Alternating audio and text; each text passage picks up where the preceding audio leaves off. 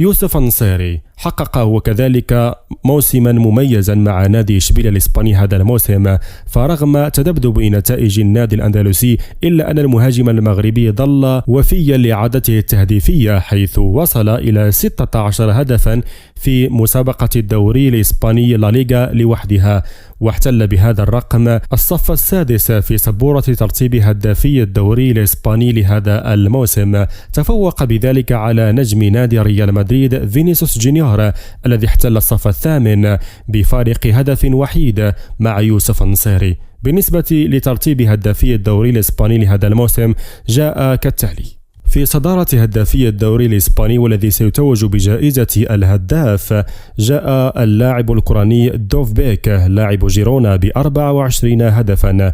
في الوصافة النرويجي سورلوث لاعب فياريال ب23 هدفا. أما في المركز الثالث فجاء بيلينغهام لاعب ريال مدريد ب19 هدفا. في المركز الرابع ليفاندوفسكي لاعب برشلونة ب19 هدفا. في المركز الخامس الكرواتي بوديمير ب17 هدفا. في المركز السادس المغربي يوسف النصيري ب16 هدفا.